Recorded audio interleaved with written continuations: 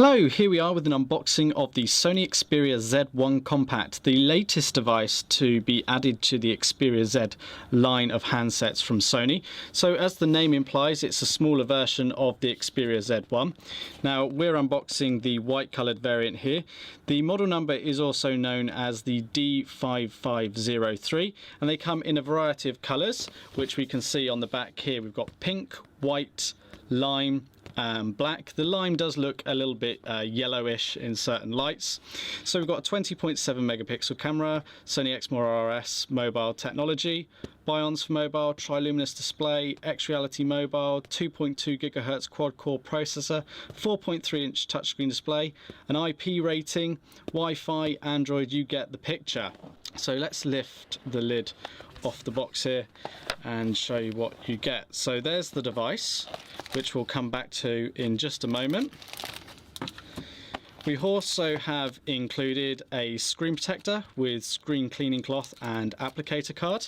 Now, quite interestingly, what Sony have also included is a USB host cable. So you can connect this to the micro USB port of the device and you can connect in mass storage devices here and access the content. This also acts as a transfer cable. So if you're switching from the likes of an iPhone, you can connect your iPhone to this and then this end to the device and transfer your contacts and images using the Xperia transfer application. We've then got a 3-pin UK mains power adapter and that has an output of 1500 milliamp hours. You've got the Sony logo on the end there and you've got a USB port there for connecting the provided USB cable. Pin pops up just like that. You then get provided with a micro USB cable, so we've got full USB at one end and micro USB at the other, so that's for charging the phone and connecting to a computer. You've then got a set of in-ear headphones, 3.5mm jack with in-ear buds there, and you've got the inline controls and microphone. Now you've got the white color headphones supplied with the white device. With the black device you get black headphones, with the pink device you get black headphones, and with the lime colored device you get white coloured headphones. You then get a set of replacement earbuds or different sizes and a clip for closing onto your clothes, so to keep your headset in place. And then of course you've got a variety of documentation here, so how to insert your micro SIM card, Xperia transfer, startup guide, important information and warranty. Okay, so taking a closer look at the handset, the first thing we're presented with is the 4.3-inch touchscreen display. Now there's no physical or capacitive buttons, they're built into the software. Now this device has already been powered up and set up, so you can see your back, home and running apps key.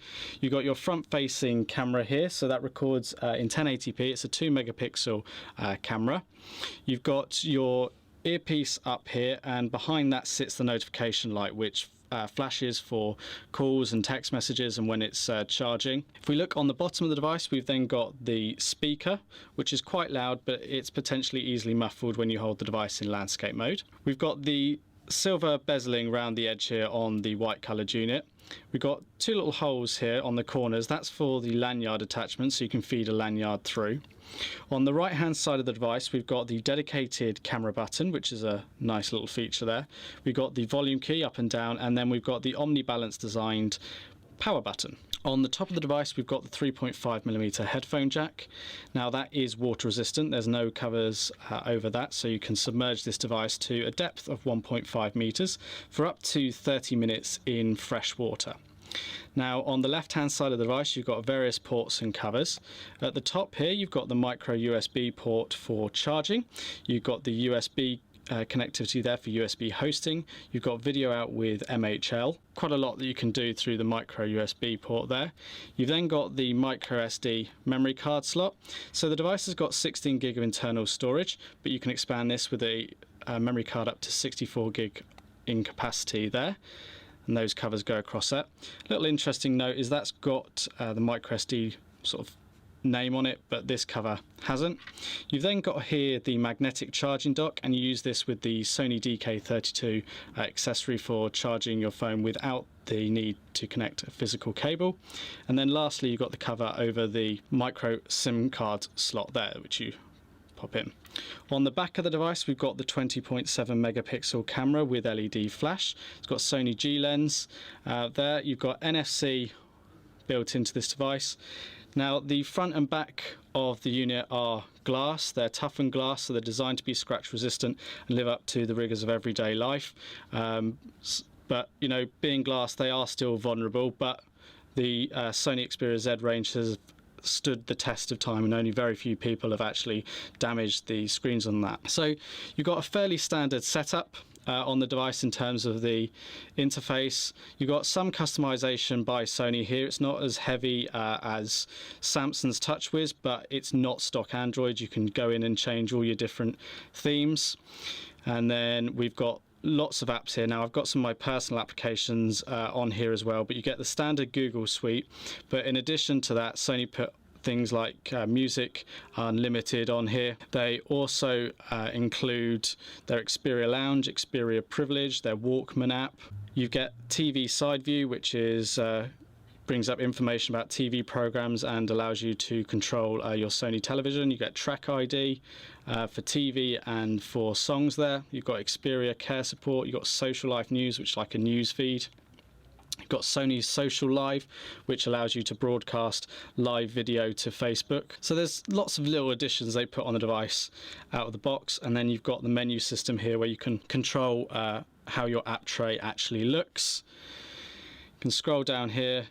You've got shortcuts up here that you can again customize with quick access to settings like stamina mode, GPS, mobile data, etc.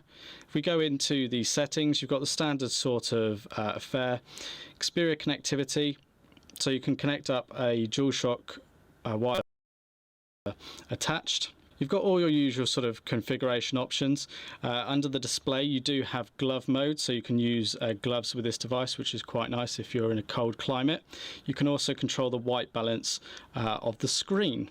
All your standard sort of language and app control and things like that. Power management is one to look at. Now I haven't got stamina mode turned on, but with it turned on you can get a good couple of days out of this device. It's really impressive. The lower resolution screen at 720p does have an effect on battery life, and it's for the good. Some people could get 2-3 days battery life out of here depending on your usage. So you can sync up all your different accounts. You can see I've got lots connected up, from Dropbox to Facebook to WhatsApp.